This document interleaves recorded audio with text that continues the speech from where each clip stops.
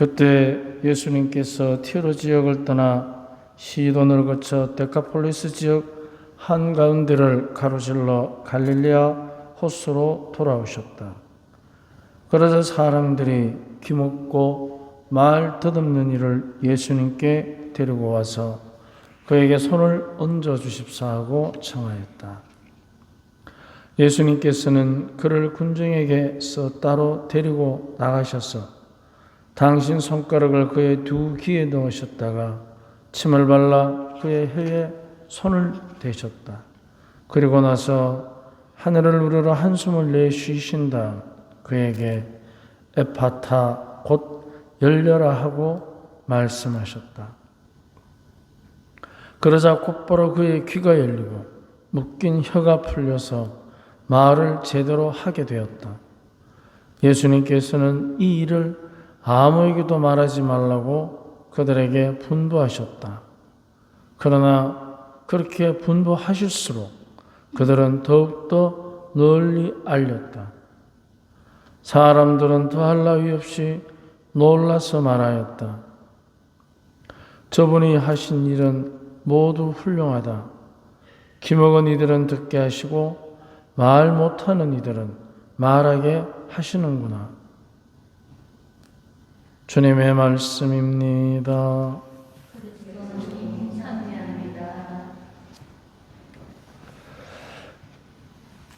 우리도 살면서 열린 마음과 닫힌 마음의 차이를 많이들 경험합니다.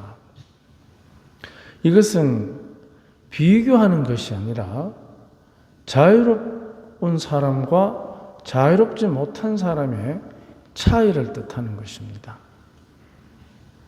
열린 마음을 갖게 되면 참 자유롭습니다. 마음이 맺힌 곳이 없기 때문에 물 흐르듯이, 그래서 장애물을 만나면 돌아가고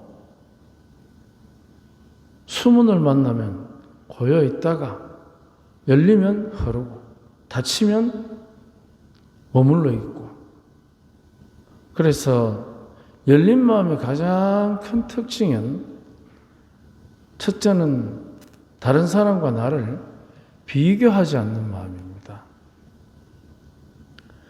많은 사람들이 자신과 다른 사람을 비교하면서 스스로 상처 입거나 교만해지는 경우가 있습니다.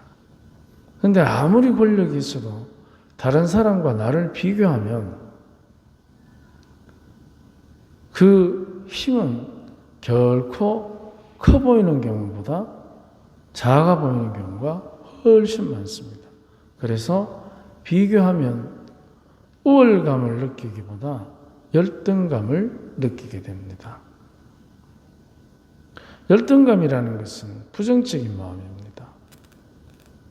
다른 사람과 나를 비교해서 스스로가 누가 뭐라 하지 않아도 움츠러들고 위축되는 것입니다. 그래서 자격지심이라는 것이 생기는 것입니다. 누구든지 하물며 왕과 거지도 비교하면 차이가 집니다. 꼭 그것이 왕이라서 행복하고 거지라서 불쌍하다는 것이 아니라 갖지 못한 것에 대한 집착을 의미하는 것입니다. 돈이든 명예든 건강이든 무엇이든지 간에 사람은 비교하는 그 순간 당하게 되어 있습니다. 스스로가. 그것을 자격지심이라고 표현합니다. 그러면 결국 비교한다는 것은 다른 사람에게서 부정적 영향을 받는다는 것입니다. 그것도 스스로가 자초하는 것입니다. 그렇기 때문에 닫힌 마음의 가장 분명한 표현이 첫째가 비교하는 것입니다. 두 번째는 원망하는 것입니다. 책임을 지려 하지 않습니다. 자기가 책임지기보다 자기가 현재 겪고 있는 모든 어려움의 원인을 남의 탓을 하는 것입니다. 다른 사람을 원망하게 되면 그 원망의 그늘에 자기는 숨어버리기 때문에 결코 그런 사람은 삶의 역량이 늘어날 수가 없습니다.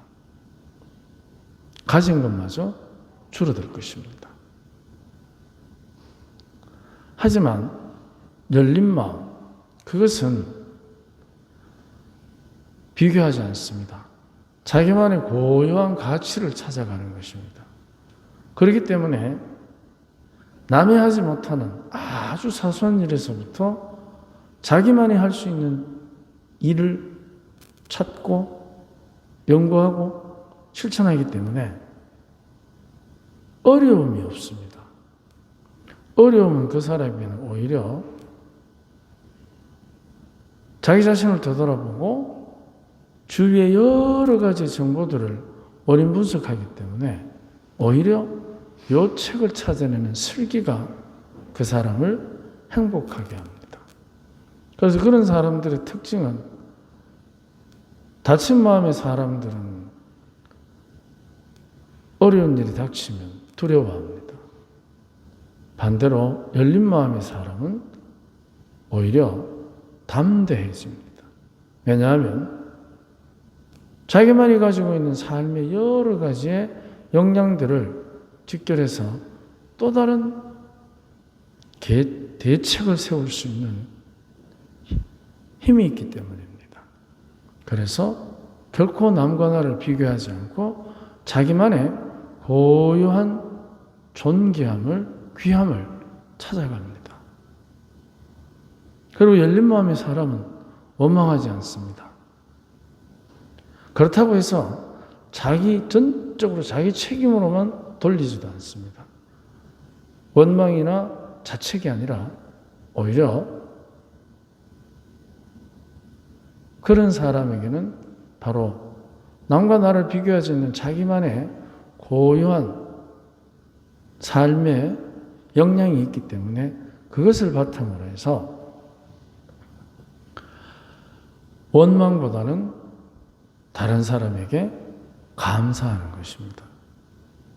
왜냐하면 서로 누군가가 나에게 배반의 칼을 들이댄다 하더라도 그렇게밖에 상대를 대할 수 없었던 자신에 대한 자기 반성이 일어나게 됩니다.